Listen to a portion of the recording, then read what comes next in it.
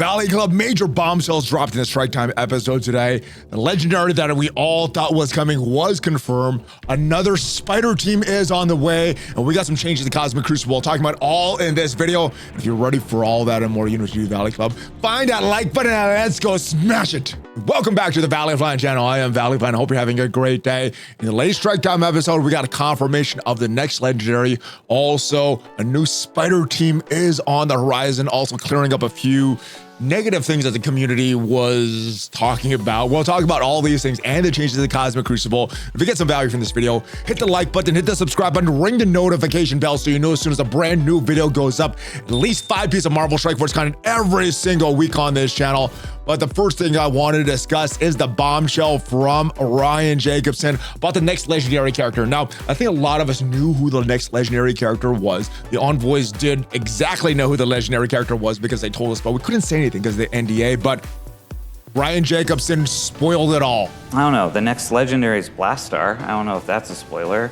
That is indeed a spoiler. And there's been Blastar rumors floating around the Marvel Strike Force community for a while now, also known as King Blastar, Living Bomb Burst, and Lord Blastar, formerly of the Frightful Four Galactic Council. A few other teams there. Has a relation to ally of Sandman and Annihilus. Now, the Annihilus does make sense. Sandman was also mentioned by Ryan Jacobson. We'll get to that a little after, but what it says, Blastar hails from the tumultuous depths of the negative zone, realm shrouded in mystery and danger. Hopefully it's not the same negative zone as in Marvel Strike Force, because that was addressed as well. Blastar emerges being a formidable power, formidable power and ambition. As a young Valyrian, Blastar exhibit insatiable hunger for control and dominance. Gifted with immense abilities that surpassed those of his peers, he quickly rose to prominence among his kind with a cunning mind and a will of iron. What are his powers? Let's go down here. Oh, so related to the Fantastic Four, X-Men, back on Baldur, which sounded like it's his home planet. Relationship with Annihilus, so seems like a very related character to this right now. As far as his power, superhuman strength, speed, superhuman stamina, superhuman durability. I wonder if it's what is his name again? Valyrian strength and stuff like that, because I'm wondering if the Valyrians are naturally just stronger than humans. But superhuman strength, superhuman speed, superhuman stamina, superhuman durability, agility, reflexes, force blast. All right, this is where he gets his Blastar name. He can generate concussive blast, presumably some of the biggest biological means, and direct them towards his fingers. Distance 25 feet. These blasts can penetrate 6-inch titanium plated steel, but have a maximum range of 1,000 feet. Also, flight. So abilities. He's a formidable hand-to-hand combat, particularly skilled in using combination of energy blast and raw brute strength with great efficiency. Blastar also has access to the understanding of high advanced technology, particular weaponry. So next legendary confirmed or leaked, however you want to call it, by Ryan Jacobson. And in addition to Blastar, the next legendary that's coming, he also talked about the next team, or one of the teams that is coming up. It may be the next team and maybe sometime down the road, but he talked about Spiderverse Villains team coming, and one of the characters that is not coming as part of this team. We have a whole bunch of Spider-Man villains coming into the game. I know there's a player demanding Sandman. I'm gonna just state right now it's not Sandman, so sorry, apologies. We don't know how to get that character into the game just because of the complexity around that character. So no Sandman as part of the Spider-Verse Villains team. This is a character that I wanted for a while. We've had a couple iterations of the Sinister Six in the game, with the Sinister Six, Superior Six. This looks like we're getting another round of villains. He does talk about one of the characters that is coming though. There's some really cool Spider-Man villains that have yet to hit the game, and so those will also be coming out sometime in the near future. One of them, I think, is one of the most iconic kind of Marvel covers, in my opinion, and so I can't wait till that character gets into the game. I'm not sure which cover he is talking about. Some of the iconic covers, or at least the covers that are iconic to me, are characters that are running the game. There is one though that I saw. So a lot of this, like this is a very iconic cover to me, but this is related to Venom. Venom was a villain around that time. This is the first Amazing Fantasy, so that's pretty iconic. No villains there. We have Vulture in the game. Another, I'm not sure who that is, but some other characters here. Doesn't look too iconic. This is the one that I'm talking about though. This one with Hobgoblins. So this is a cover that I would see a lot growing up. I've seen a lot of other variations of this. So I don't know. just looking at these covers, this is the only one that stands out to me, that Hobgoblin one.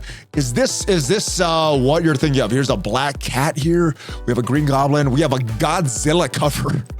I don't think Godzilla is coming, but yeah, just scanning down on these covers here, I think that Hobgoblin is the only one that stands out to me. But if there's other covers here that you know of, let me know who you think he could be talking about. And there's one that's really complex in terms of like, wait, why is this guy a Spider-Man? Is he not a Spider-Man? He's a villain. So yeah, there's a lot of fun stuff that I think the characters and combat team is working on. And with just a quick Google search, Spider-Man Villains, talking about some of the other characters that could be coming to the game. A lot of these characters we already have. Kingpin, Ock, Electro. Now, we don't have the male Electro. We have a female version of Electro, so maybe like the iconic Electro is coming to the game. Scorpion is not in the game. Vulture is. Craven is, Shocker is, Carnage, Rhino is, Venom is, Lizard is, Mysterio, Sandman is not, and apparently not coming because of the tech.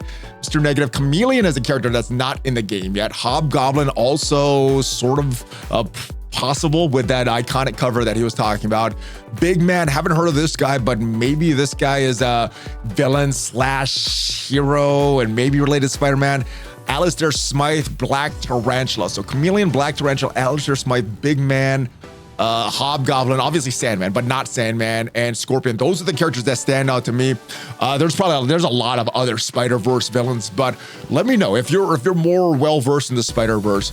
Who do you think he's talking about? Who is going to be on this team, or who are you predicting is going to be on this team? And they discuss a lot of other things in the video related to Chapter 1 of this Age of Annihilus. This is something brand new, so a lot of what we had for Chapter 1 is pretty new. So some was good, some wasn't good, and the great thing about the video that they did, I think Ryan Jacobs is pretty honest about the good and the bad. One of the bad ones was the negative zone. It started off good, but then got really, really grindy. This is what General Manager Ryan Jacobson had to say about the negative zone and the community sentiment towards that negative zone. The negative zone, what we were trying to accomplish, giving some sort of content that is, a little bit trickier, more difficult for players to get through, that was the aspiration of it. But where I think we really fell was kind of how long and the duration and the reruns of it. And as far as other wins and losses from Chapter 1, the seasonal currency. For Chapter 1, it's called Intel, but the seasonal currency, they wanted more Intel into players' hands. So what they want to do with Chapter 2 is find ways to get more of this seasonal currency into players' hands, all players, new players, old players, veteran players, so you could buy some of the latest and greatest things. They want you to be able to buy some of the best things, the good stuff, the newest gear with the seasonal currency, and not have to, and then you could use your legacy currency, which currently is called these shop credits. You could use these things to buy some of the old stuff. What they don't want is you to have to waste your Intel or the seasonal currency to buy some old stuff. So they want to do a better job of getting more of this legacy currency currently called this shop credits, into players' hands. So you could buy some of the old little resources. It calls that kitchen sink resources, and they want more of that into players' hands with the legacy currency, and then more of the better things, the more updated things using that Intel or the seasonal currency.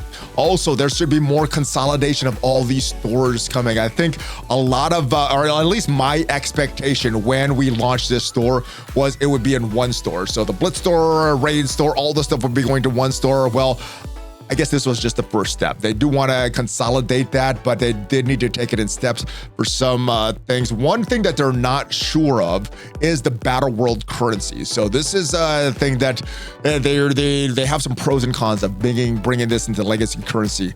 And one of that surrounds Null. They eventually want everyone to get Null, but after this chapter goes away, Null's going to be going into the Battle World store. And what they want is you be able to get Null, unlocking Null through gameplay. I think he said that last week in the Strike Spot episode, but he does not want you to use this seasonal currency, aka Intel, to get Shards of Null or the Battle World boss. They want you to use that legacy currency to unlock. So there's some pros and cons of folding all this Battle World currency into our seasonal shop.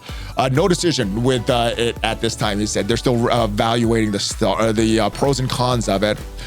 They also want more red stars distributed to the legendary characters. So there was some events, some pretty cool events for Quasar. There was some leaderboards attached to it, but the actual, just the grinding event, the milestones to get some red stars for Quasar, I thought was pretty fun. Let me know your comments in there, but let me know your thoughts in the comments. But I guess not as many players were engaging with it and getting these red stars for Quasar. So he wants more red stars distributed for the legendary character.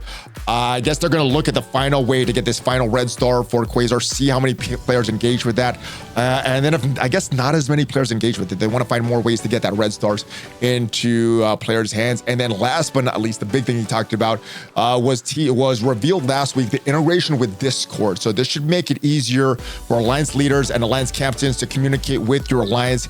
They said that Marvel Strike Force should be the first game that fully integrates itself into Discord. So that seems like it's pretty good, especially if you're an alliance leader and captain, making your job a lot easier. And this week and the rest of season 16 of Cosmic Crucible probably going to be a little more boring. Didn't look like the tech was working, so some of the rooms got changed. They are replacing room 3 and room 6 of the current season. So this is what it's going to be. Let's go back and look at what it was. So what the stage tree was: spiritual energy, offense and defense, all characters. Anytime character gains energy from an active ability, they gain +1 energy. When an enemy character dies, allies gain +1 ability energy, but the trade-off for that, ultimate abilities cost 3 more energy. And I kind of like these rooms that you get some bonuses, but get some negative effects as well. This one crippled you, but also helped you as well. What the new room is going to be: the best offense. On offense and defense, all characters. Kind of a boring room. On turn, burial shuffle 5% of the character's max health. Flip offense down on self. And on turn, if this character's barrier is above 50%, they gain offense up. So pretty weak, boring room. Maybe I'm reading too little into this, but let me know what you think of this room. To me, this seems like a nothing burger. Next room is stage 6. This was a dossier room. Now I wonder if by winning Cosmic Crucible, that was his prize to choose this room. Effectively remove this room again because the tech didn't seem like it was working. Let's go back and look at this room so you know what it used to be. It's going to be different this season, but Dossier's Benders on offense and defense, all characters. If you have at least 1 city ally, allies special abilities cost at least 2 ability energy, cost 2 less ability energy. If you have at least 1 global ally, 1 attack, allies flip speed bar by 5%. This is the part that wasn't working, or what I understand wasn't working. They have at least 1 cosmic ally. Enemy ultimates still cost 2 ability energy. So this part looked like even without cosmic ally, and ultimate abilities cost 2 more ability energy. And what they replaced it with, what it's going to be: health insurance. On defense and offense, on turn, characters remove all positive effects from self and heal 10% of max health for each positive effect removed. So kind of like what Wolverine, X-23, and the rest of these Wolverine, I guess, what is it? The Weapon X type characters, yeah, because Lady Deathstrike does that too. X-23, I think Omega Red does that as well. So they should just call this like the Weapon X room. So that is it, guys. Let me know what you think of the next legendary character, Blastar. Does he have you as excited as Quasar, same level excitement, or less excited than Quasar? Let me know what you think of these changes that is coming to Marvel Strike Force and these unfortunate changes to these Cosmic Crucible rules. Hopefully you did get some value from this video, and if you did, leave it a like. And if you're looking to see what are the best characters, every character in Marvel Strike Force ranked from best to worst, check out the tier list up there. I will see you guys next time. Have a great rest of your day. Hulk fist bump. ValleyFlyin out. Take care, guys.